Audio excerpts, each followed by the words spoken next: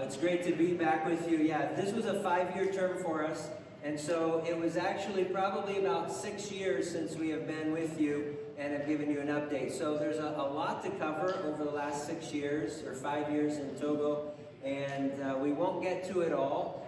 There will be gaps, there'll be pieces missing, there'll be a lot of stories that we won't be able to share with you because there's just too much of it. But we do hope that what we do share will encourage you and spur you on in your prayers for the work that's happening there.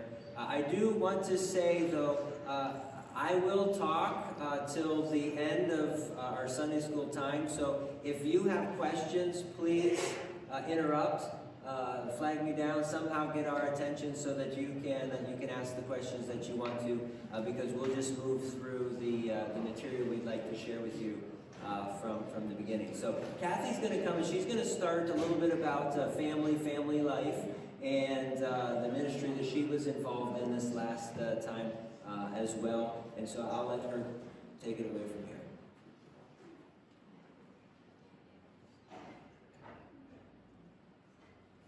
We are very glad to be back with you. Thank you for letting us share this morning. It was mentioned that we are in West Africa. A lot of times when people think of Africa, they automatically go toward the big five, the safari parks, the animals that are just so obviously associated with Africa. We don't have that in Togo. As you can see from this slide, there's just a few little sampling of the animals that we do have. So Jude is holding a monkey. That is not our pet, it was somebody else's pet. But that's a common animal that we can see there. Elizabeth is holding a dog. Those were our pets. We did have 2 dogs this last term, and we gifted those to a national before we left, and their garden is home for him. And then Seth, you can see on the end of the board, there's a beetle, and I don't know that you can see it real well, but it's called a rhino beetle because it looks just like a rhinoceros. It's got the large horn that goes up in front. A lot of other animals that are very common to see, goats, chickens. It's not uncommon to be in a church service and to have a goat wander through, or to see a chicken wandering through us. Certainly makes it different from church in the States. Let's see, lots of bugs, an endless amount of bugs. Snakes, scorpions, spiders. That's kind of our wildlife. So that just gives you a little picture of how West Africa, where we are in West Africa, differs from Africa as general. The kids love growing up in Togo. There's a lot of opportunities for them that they wouldn't necessarily get to do here. If you perhaps live in a more rural part of the United States, you'd be able to have some experience with heavy farm equipment perhaps, but in Togo they get just kind of an endless amount of opportunities that are available to them. So you can see a couple of our boys are riding on one of them's on a tractor and the other is on the little 4-wheeler. Some of our older MKs have helped out in construction, and they've operated the heavy diggers and the lawnmowers. The older MKs as well, those children whose parents are medical, they can go into the hospital with them and observe. So they'll go into the operating room and watch the surgery happen. Some of them have worked in the lab. Some of them have worked to count pills in the pharmacy. So they get lots of opportunities that you certainly wouldn't be able to here in the States. So it's quite an educational area to live. Our kids really enjoy it. It's like summer all the time, pretty much. This last term, we were able to move off of the hospital campus. So when we moved to Togo in 2014, we had been living in a home on the hospital campus. Those homes are typically reserved for medical staff, and at that time when we first arrived in Togo, there weren't enough medical staff to take all of the homes, so they let us live in one, which was a great starting off place. We quickly realized, though, that there were going to be medical people that were scheduled to come, that space needed to be reserved for them. So we had the opportunity to build a home off of the campus. It's in town about 10 minutes away from where the hospital is, so we aren't far away. This was during the summer of 2020, so we had talked with who is our landlord. He secured the lots for us and had called in a bunch of favors with all of his construction people. When we were initially sitting down talking with him, we kind of wanted a time frame. How long will this process take? And he said, 6 months. And I thought, surely you can't build a home in 6 months. We started at the beginning of July and we moved in at the beginning of December, so it really was 6 months. He was right on. We're very grateful for the home that we have. It's in a very quiet neighborhood.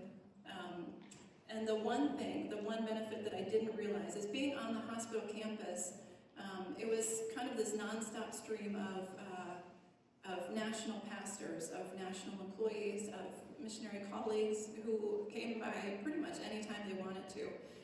It was nice to have the opportunity to welcome them, to be able to do that. On the other hand, it didn't afford a lot of personal space for our family. So this has given us that opportunity. We've got a place where we can go. People are certainly welcome to come. It's just best if they can arrange it in advance, because we do have 2 guards, and if somebody comes to the door that they don't know, then they're going to send them away, no matter if it's a friend or not. So the 2 men, the one in the back, his name is Mr. Pakai, and the one in the front, his name is Mr. Namedi. Both are from the area locally. The one lives just maybe a block or 2 from our house.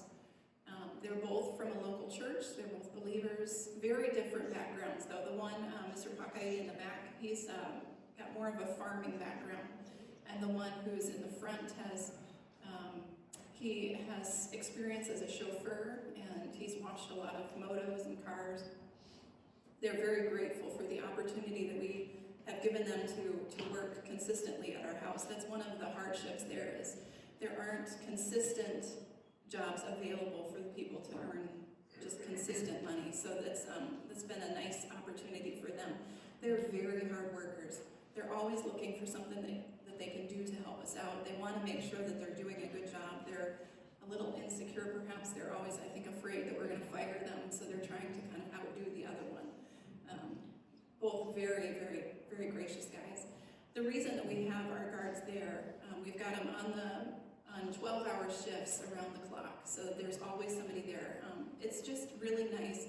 Even though it is a quiet neighborhood, it's nice to have somebody there that's aware of what's happening in the neighborhood. They can speak the local languages. They have an idea of what's happening in the area. If somebody comes into town that's causing some mischief, they get wind of that a whole lot faster than we do, so they can let us know. It's also nice, even when we are there, for example, one night in the middle of the night, we've got a generator that's in the one building on the side of our property, and there was a plastic tube that had fallen against the exhaust pipe of the generator and was beginning to smoke. And the guard came to our bedroom window and was calling out to us, and he was able to let us know that something was not quite right. Could we please come check it out? So we're very grateful for that, because who knows what would have happened. One can only imagine, and we would have been sleeping. So it's always nice to have them there. One of the things that I didn't realize that I was going to enjoy about living in town is the opportunity to go to market. So before, when we lived on the hospital campus, there was a national lady who would come every week, and she would bring an assortment of vegetables and fruits, and we would go to someplace on the hospital campus to buy from her. When we moved off, it didn't make sense to do that, so I started going to market, and that's been a lot of fun. I did not enjoy parking because it's always crazy. There aren't really good traffic rules. Nobody really follows any rules that would be there anyway. It's been fun to get to know the different vendors. This lady in particular who's there, I always go to her first. I always buy whatever I can from her, and then I supplement with maybe another lady or two from what she's selling. You can kind of get an idea of what we're able to commonly purchase: cabbage, hot peppers, tomatoes, onions. Those are some of the very common items that we're able to purchase. When we can purchase them locally like this, it's very inexpensive. Just to give you an idea, I can purchase at certain times of the year, I can purchase probably 10 avocados for maybe $2, and they're the large avocados. On the other hand, if I go grocery shopping in the capital city, which is where I do most of my grocery shopping, a lot of that food is imported and a little bit more specialty for Togo. So that is quite a bit more. So an example there, I will get cheese when I go to Toga, or when I go to Lome. I'll get cheese, and I can buy probably a 5-pound block, and I pay maybe $40 for a 5-pound block. So it's, on the one hand, we can get some really fresh local foods incredibly cheap. On the other hand, we're paying quite a bit more for things that are imported. Just a story about Market. When it was about a year ago that Market had moved locations, so they were in its original spot. It was very crowded. It was on a busy road. There really was not a dedicated spot for parking. Always people just everywhere. It was very, very cramped, very crowded, and I really didn't enjoy going to Market at that spot. They, in their wisdom, built a dedicated Market spot because it happens every week, so it's nice to have a spot that is just for Market. So it's very spacious. There's lots of booths for the different vendors. There is a parking area. So I had taken Jude and we had gone to Market.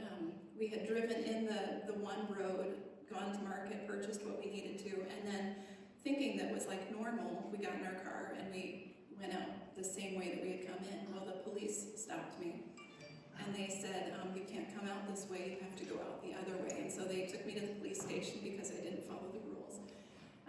And so Jude and I sat there for probably 2 or 3 hours waiting our turn to see the police officer who is in charge. This entire time I'm becoming very worried. My other 3 are in school. I think Jason was on a trip that time, so it's not like he could have gone to pick them up from school. Just all these thoughts were running through my mind. What's going to happen to us?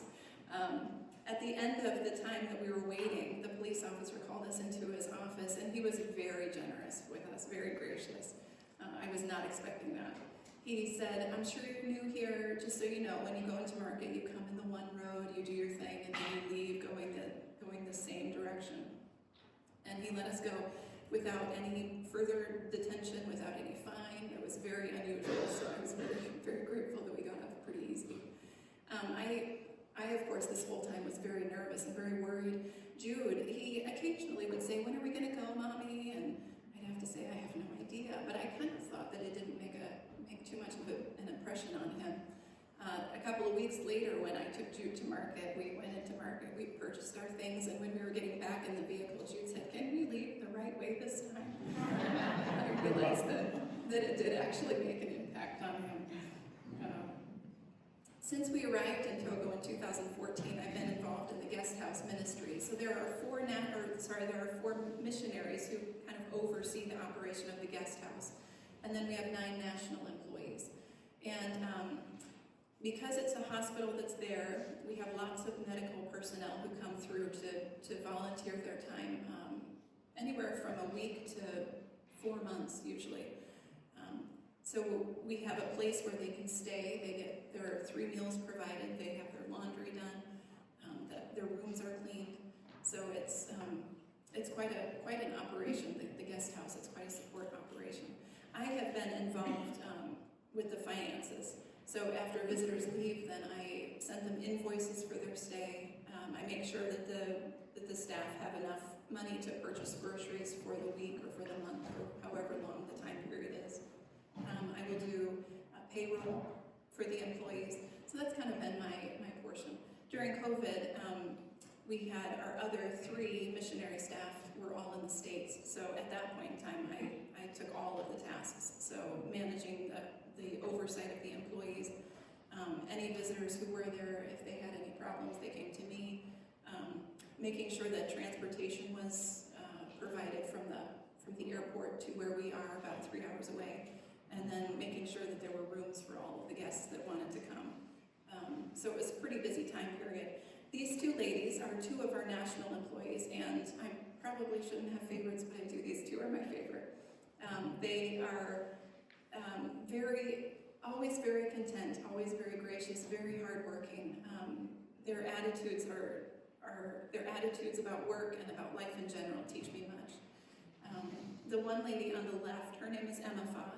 And we've been able to help her out in some physical ways. She's got a couple of small kids. Her husband works at the hospital.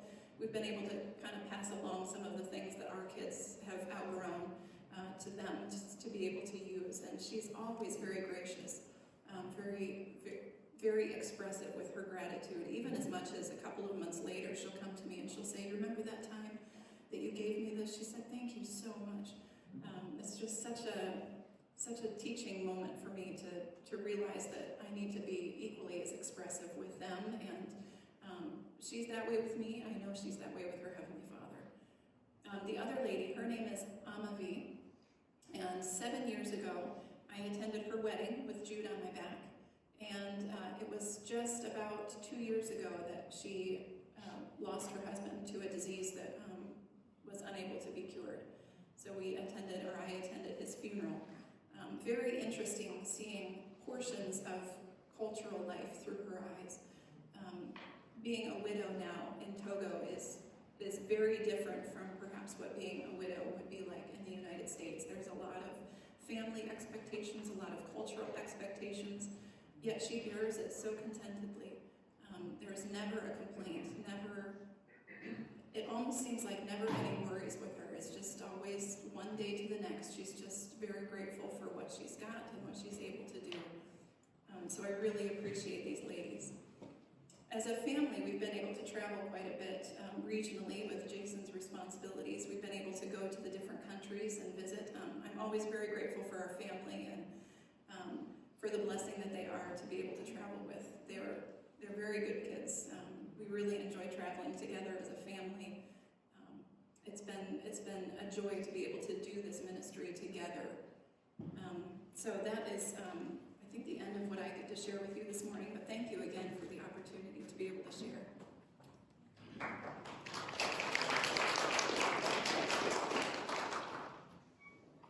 So yeah, we are serving in West Africa. We live in Togo. The bulk of our ministry is in Togo, but this is West Africa. You can see kind of the countries. We have there are 3 areas of responsibilities that we serve in. One is administration. I serve as the regional director for our ABWA missionaries in West Africa. We serve in 5 countries. Right now we're in the Gambia.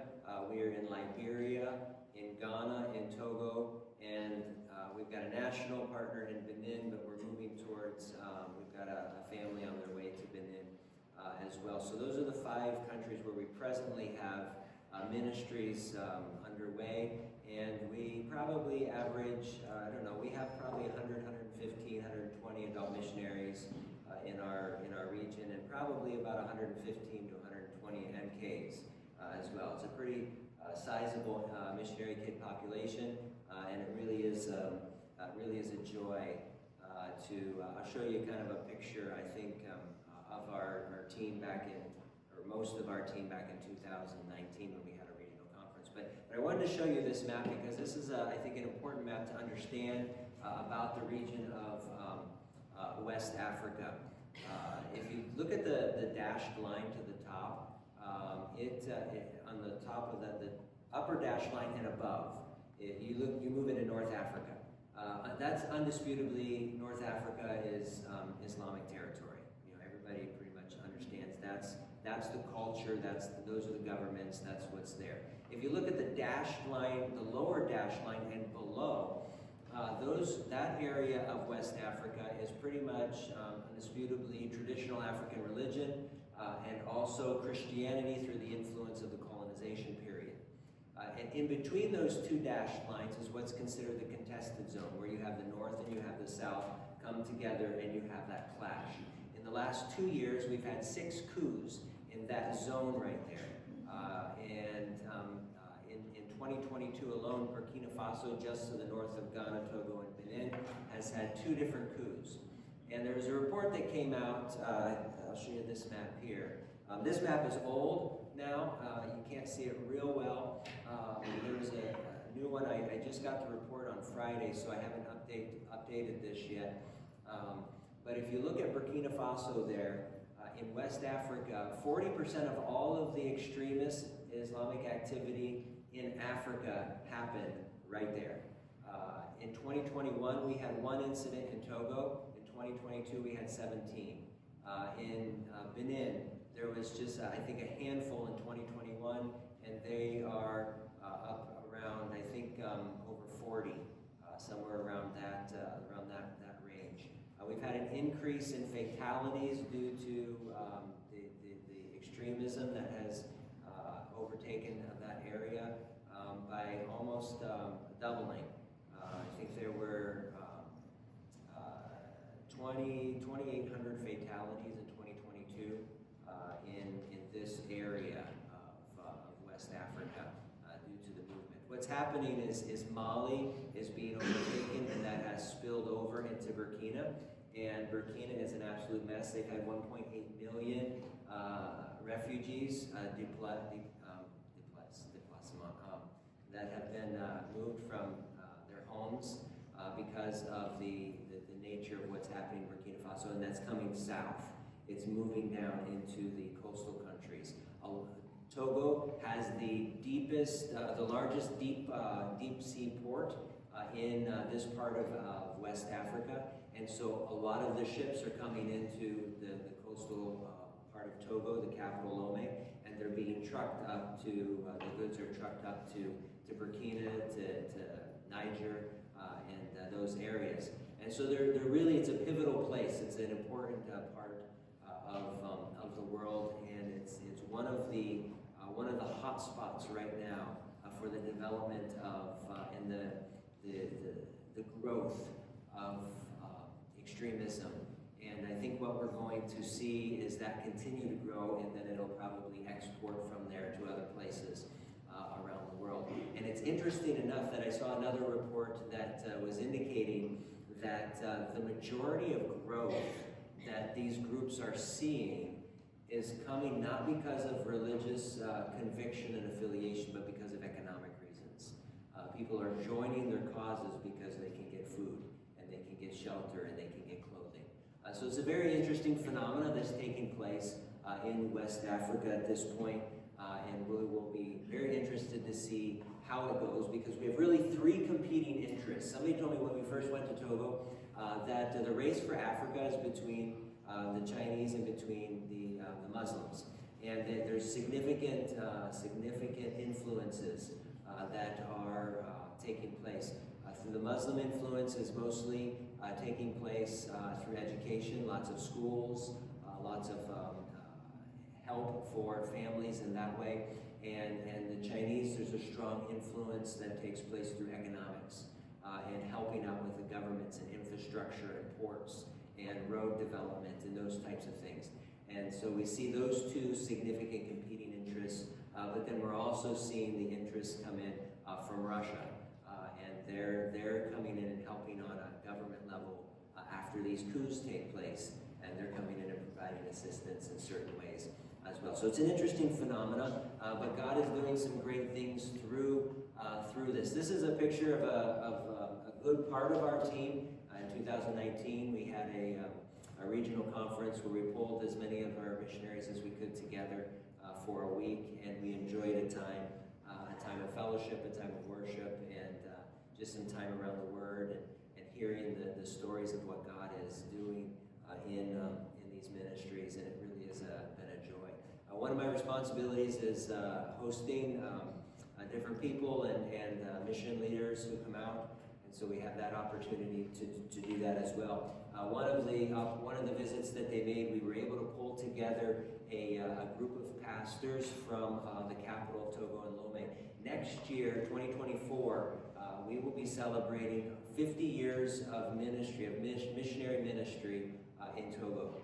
And so it's been as we prepare for that and as we reflect upon what God has done, I think there are probably over 150 churches, predominantly in the southern part of Togo, but a few in the northern part as well. And these are some of the pastors from some of the early churches that were planted for missionaries several decades ago. And it's just a joy to bring them together and to hear their heart and to hear their passion, to work with them about the challenges that they're facing in expanding and planting churches.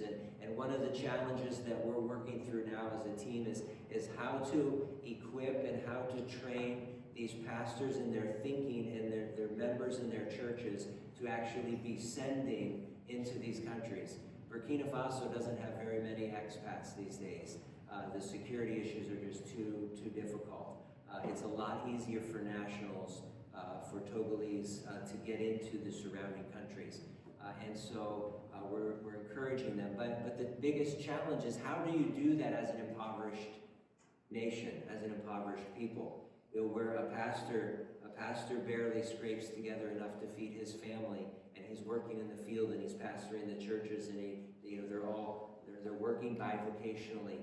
How do they structure something where they can send one of their own to another nation and another impoverished nation, and support them so that they can be doing the ministry? So there's some exciting challenges, and it really is a joy to work with them. But there are some difficult challenges along the way for us to work with.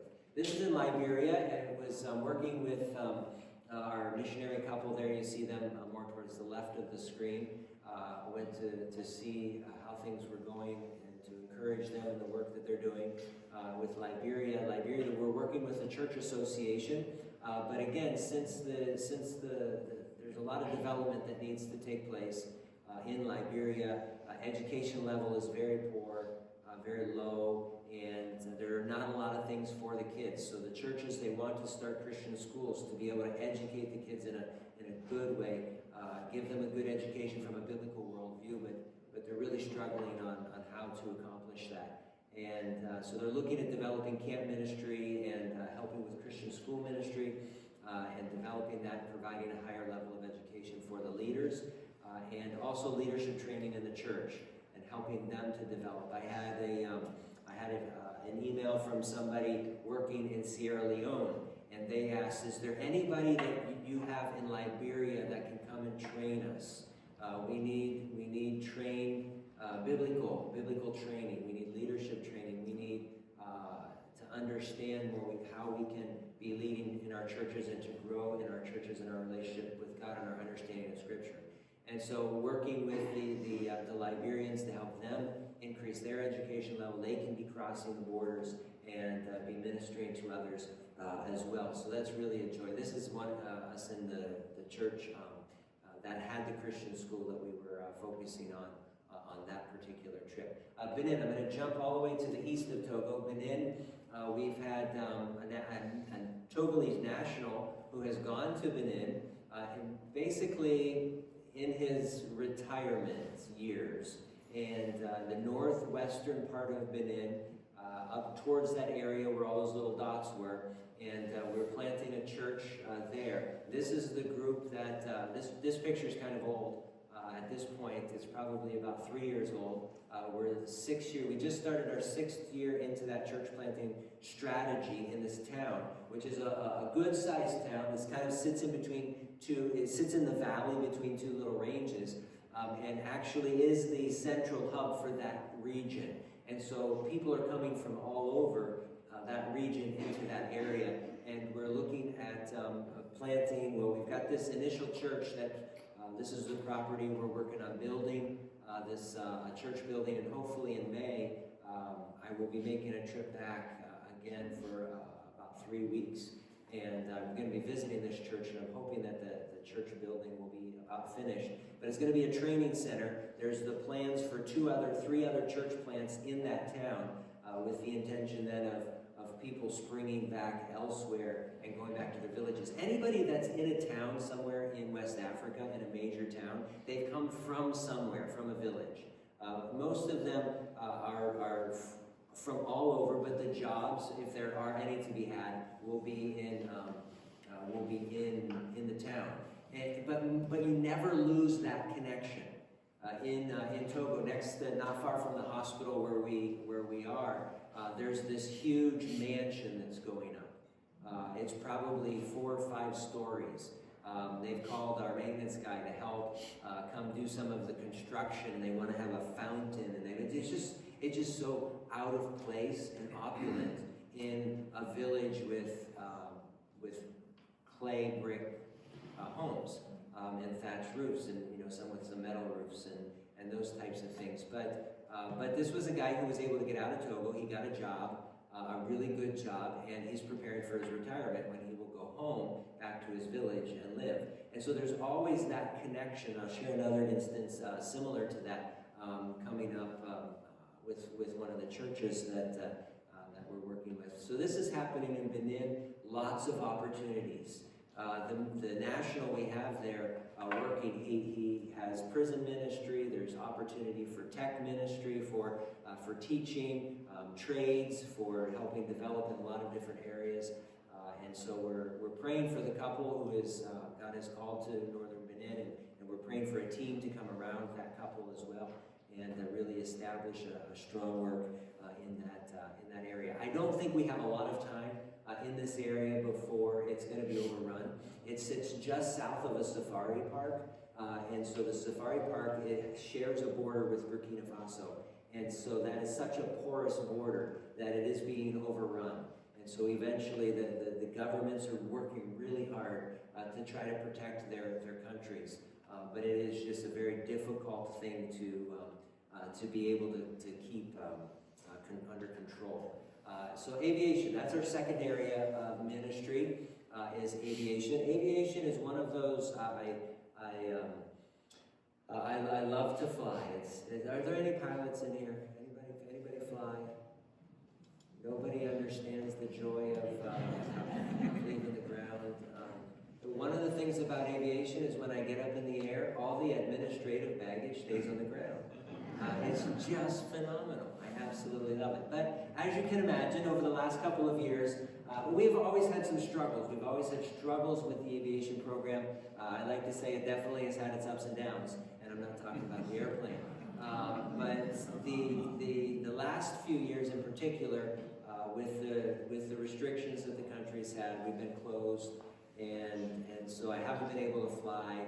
And then because I haven't been able to fly, we haven't been able to bring people in. Even though I am an A&P mechanic, I'm not an authorized inspector to do the annual inspections on the airplane, so that passed, and we had to try to get it back together again.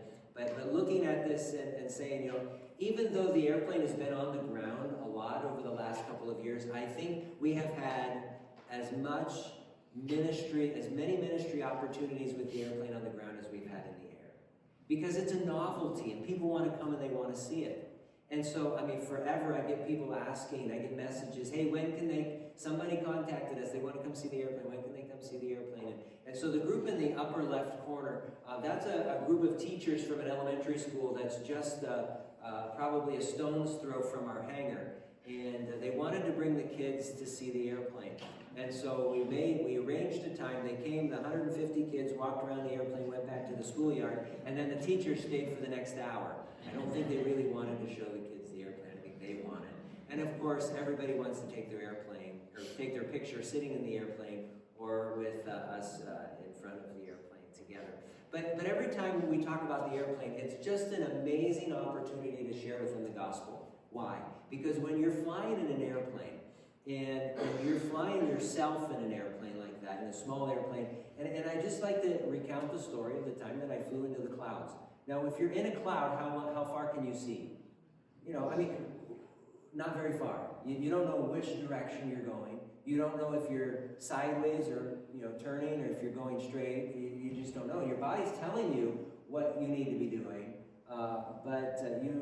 and so oftentimes you'll make the correction you think you need to do. But you have an instrument panel in front of you, and those instruments tell you exactly what the airplane is doing. Not what you think it's doing or what you feel it's doing, but what it's actually doing. And oftentimes when you go into the clouds like that, you think you're turning, and so you think you need to level the airplane. And when you level the airplane, what you've just done is you put it into a turn. And they call that the graveyard spin. Because then you just end up going down and down and down and down and around, and you don't go anywhere, and you either run out of fuel or you end up, not sure what you're doing, and you end up crashing. And so you really have to trust your instruments. One of my experiences, I got into cloud. I wasn't instrument rated at the time, but I knew of this phenomenon, and I looked at the instruments, and I literally, when I get into that situation, I have to talk to myself out loud. This is what the instrument says I need to do. This is what my body says to do. This is what the instrument says. This is the correction I need to make. Did I make that correction? I have to tell myself that. And you talk yourself through that scenario. And I try to explain to people, when you get into an environment and a situation, you may be in this phase of life right now where you can't see where you're going. You don't know what your next steps are. You don't know if you're going to the right, to the left, straight ahead, backwards. You have no idea. You don't know if you're going up, you're going down. You just feel totally lost. But you feel like you should perhaps do this or that. I said, really, there's only one way to know that you can safely go through a situation like that, and that is to trust your instruments. Well, what is your instrument in life? And it better be the Bible. You better have Scripture as your guide, as your truth, as your instrument that is telling you, no matter how you feel, no matter how lost you are, you can make it through. And so it's a great opportunity, and countless times I've had the opportunity to talk with people about how airplanes work and to show them the instruments and to really encourage them, where is your faith placed? Is it in how you feel? Is it in, the circumstances of what you are trying to create around you? What happens when you can't create those around you? And so even though we haven't done aviation much as flying, we have had opportunities to fly. We're still having some difficulties. Most of it's kind of been hit and miss because the government is hesitant to give us the approval to fly, especially in the northern part of the country. And so we're working through that, and the government, we're figuring out the government, what they want us to do now with the changes, and they're learning us as well. And so we're looking forward to potentially having a more consistent opportunity in the future, but we'll see. So that's kind of aviation. This is one of the flights up to the Northern Hospital that we have in Togo. And this is looking out over the, just kind of the landscape. When I fly in Togo, there's two things I look for. I love to look for these little villages, these little huts, these little homes out in the middle of nowhere. And I think, how in the world do they live? How do they get in? Who do they talk to? They're out in the middle of nowhere. And then I can't help but think, how are they going to get the gospel? And it causes me to reflect upon our teams and the ministries that we have, the ministries that we don't have but need to be able to get the gospel and know that God loves, He knows and loves every single one of those people who are in those villages and the experiences that they have to suffer, whether they're suffering, whether they're sick, whether they're lost, whether they're, whatever those needs are. And it's just a tremendous thing. The other thing that I look for are cows, groups of cows. And it's amazing. There's a group of cows in places you never expect groups of cows to be. But where those groups of cows are, there's Fulani. And the Fulani people, there's estimated about 38 million Fulani across West Africa. They are a predominantly Islamic group who are really considered the lowest of the low in many countries. They're nomadic in nature, and so they're very difficult to reach. But we see them all over, and it's a difficult language.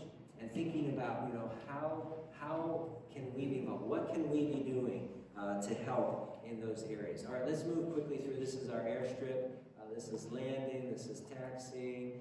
These are a couple of the guys who work with us. I've got stories I can tell you about those. I will share one story in the morning service. The guy on the right, just note him. Take that quick mental image because in the situation I encountered this morning, which you may remember, but I'll use that again this morning, is a situation that involves him. Let's move quickly to a couple of churches. We love being involved with the churches.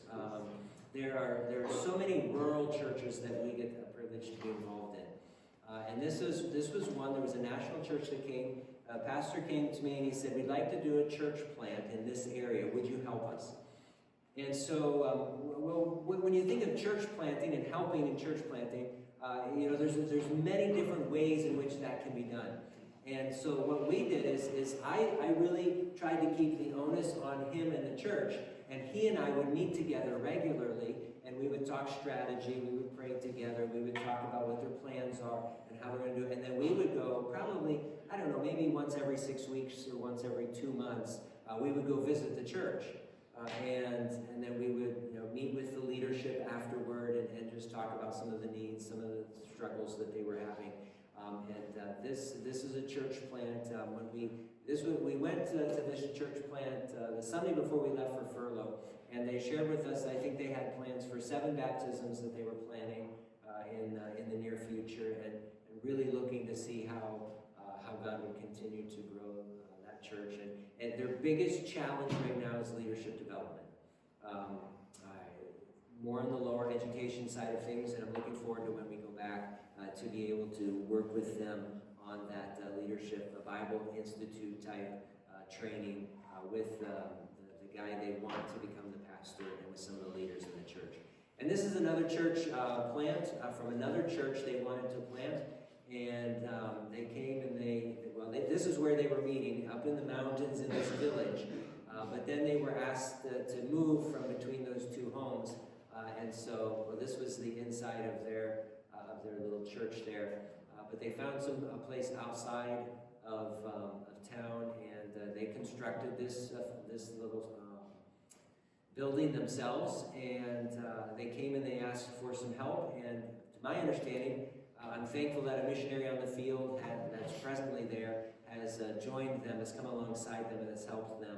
And so that's not something we will need to do when we go back. A missionary's already taken over that particular church plant and is helping them develop. And so we're looking forward to what God's going to do in that one. And then this is the last one I'll share with you real quick. This is not a church plant, but it's a guy who came to us and said there's 5 churches in our area, and probably maybe one of them is actually a good, solid, Bible-believing, gospel-preaching church. And so what he wanted to do is he wanted to develop a small group on Sunday nights at his home and invite people from his neighborhood to his home and actually teach them the Bible. And then develop a relationship with him, not with the intention of starting another church, but with the hope that these people would then go back into their churches, being equipped biblically to influence and impact others in their church. And so I get messages from him every now and then, and on the work that they're doing there. And so that's it. This was an exciting thing to hear. Again, beginning to think a little bit differently about how to reach the people of Togo. And then we have opportunity, I get opportunities to speak every now and then in churches. Every time I go to a church, they always ask me if I want to preach. And I usually always say no. Unless they arrange it in advance, I'm more than happy. I love to teach, I love to preach. But to be there as an encouragement to them, to support the pastor, the shepherd of that church in what they are teaching, what they are leading, what they have prepared for. I think that is a tremendous and important task that we have in helping the development of the church. So I think my clock says we're out of time, and that's my last slide. So any quick questions? Yes. How many churches do you oversee? Do I oversee? Personally, none. We all use nationals. As a group? But as a group in Togo, we probably have at least 150 churches.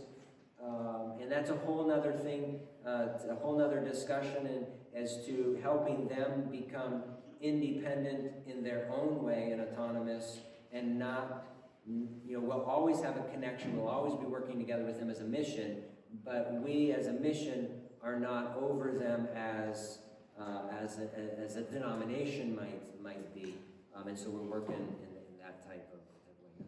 I was going to ask a similar question. Is there a sawmill in place in Togo, or is it common to build buildings with lumber? Oh yeah, everything is a lot of things are lumber. It seems like a lot of stuff was unsawn lumber. Oh no, they do it by hand. They'll do it by hand with hand saws. They do have some mills, but the blades are not sharp and the wood is rough, and nothing is, when our house was built, it was really fun because, the beams for the roof and that, they all the way back. Does it make you dizzy to walk down the hallway? Paint covers a lot of that. Any other questions? I'll close us in a word of prayer, and then we'll be dismissed. Lord, thank you for the work that you are doing around the world, here, at home, and in Africa, and in many parts of the world. We are grateful to know that through the work of the Holy Spirit, through the work of your word, it permeates and penetrates the most dark and secret place, the hearts of mine and minds of people. Lord, there are many, many situations and stories that I didn't share this morning about your word and what it's doing and how it's reaching people in contexts that we never could imagine that they could. I think of the radio ministry and the Fulani and those who are in Burkina Faso who come to our hospital, who hear the testimony and the word on the radio and are responding to the gospel. Lord, so many ways you are working in lives, and we just are so grateful that you use us in the context that you have placed us here and there to be your ambassadors, to be the light in a dark world. We thank you and praise you and ask that you would be pleased with our attempts to be obedient faithfully to your call.